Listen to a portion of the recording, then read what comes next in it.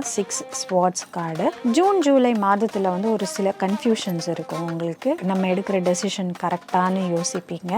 கொஞ்சம் அமைதியும் இல்லாமல் இருக்கிறது, சில டைம் வந்து ரொம்ப அமைதியாக இருக்கிறது, சில டைம் சந்தோஷமாக இருக்கிறது, சில டைம் வந்து துக்கமாக இருக்கிறது. ஸோ இந்த மாதிரி வந்து இந்த ஜூன் ஜூலை மாதங்களில் வந்து உங்களுக்கு வந்து உங்களோட வாழ்க்கையில் வந்து சில சந்தோஷமான நிகழ்வுகளும் 7 ஸ்வாட்ஸ் கார்டு. உங்களுக்கு அறிமுகமான நண்பர்கள் இல்லைன்னா உங்களோட துணைவி, மனைவி, கணவர், இவங்களோட உங்களுக்கு இருக்கிற உறவு இதில் வந்து விரிசல் வரத்துக்கான வாய்ப்புகள் அதிகம் உண்டு. இல்லை நீங்கள் வந்து காதலிச்சிட்ருக்கீங்க, இன்னும் கல்யாணத்தில் வரல அப்படின்னா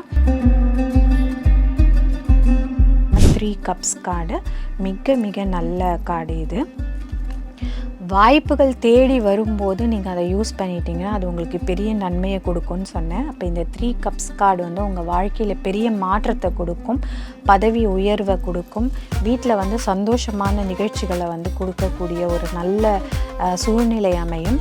இந்த செப்டம்பர் அக்டோபர் மாதங்களில் வந்து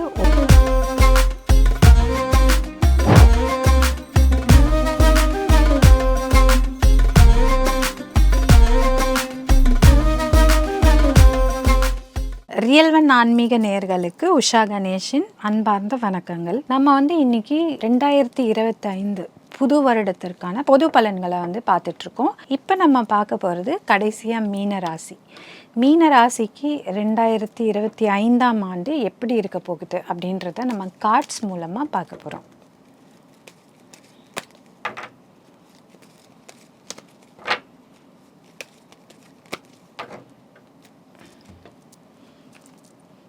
மீனராசி பார்த்தீங்க அப்படின்னா எடுத்த உடனே 3 கார்டு வருது. ஒரு வித கன்ஃபியூஷனோடு தான் ஆரம்பிக்கும் இந்த வருஷம்.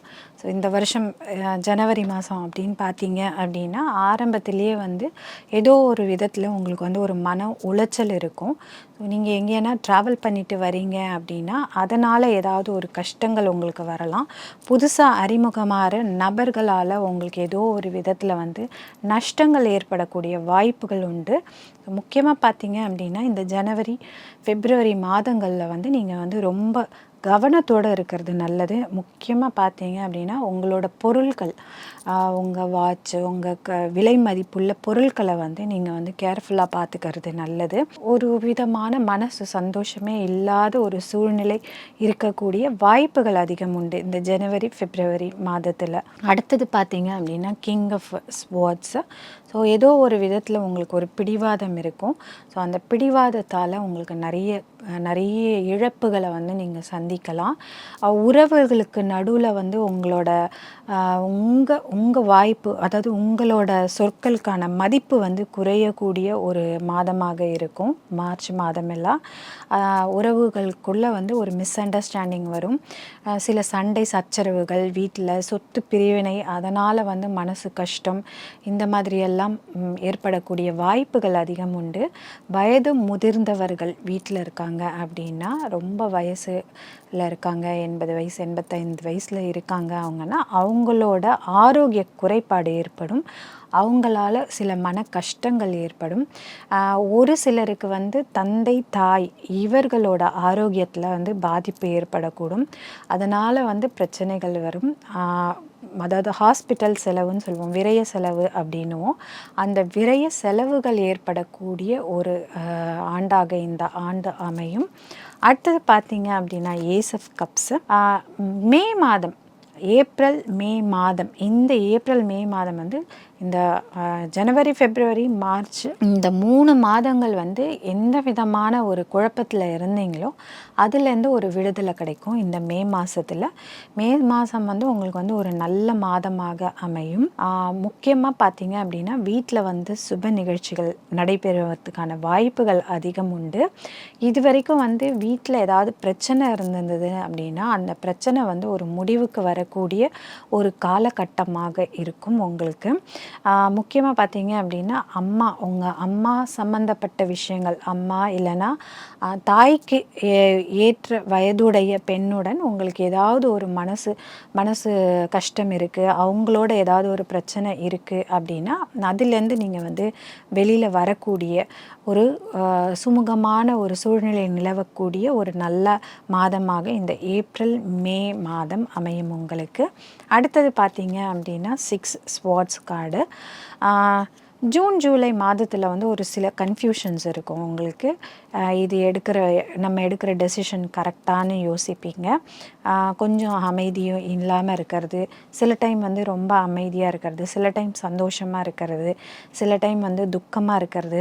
ஸோ இந்த மாதிரி வந்து இந்த ஜூன் ஜூலை மாதங்களில் வந்து உங்களுக்கு வந்து உங்களோட வாழ்க்கையில் வந்து சில சந்தோஷமான நிகழ்வுகளும் அதே டைமில் வந்து உங்கள் வாழ்க்கையில் வந்து நீங்கள் கஷ்டப்படக்கூடிய பல நிகழ்ச்சிகளும் இந்த ஜூன் ஜூலை மாதங்களில் நடக்கக்கூடிய வாய்ப்புகள் அதிகம் இருக்கிறதுனால இந்த ஜூன் ஜூலை மாதத்தில் மட்டும் நீங்கள் சற்று பொறுமையாக இருக்கிறது நல்லது.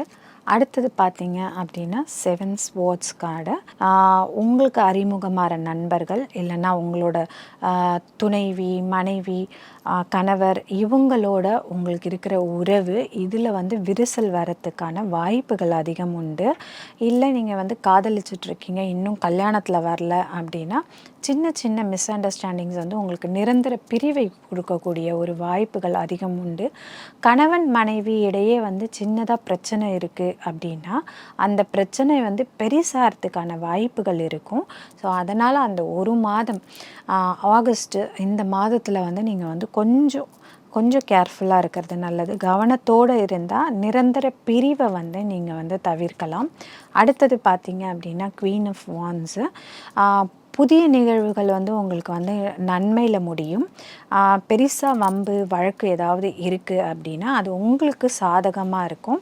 ஸோ உங்களுக்கு தெரிஞ்ச நல்ல நபர்களோட அட்வைஸை வந்து நீங்கள் கேட்டு நடக்கலாம். அந்த அட்வைஸ்னால் உங்களுக்கு வந்து பெரும் அளவில் வந்து நன்மைகள் ஏற்படக்கூடிய வாய்ப்புகள் அதிகம் உண்டு.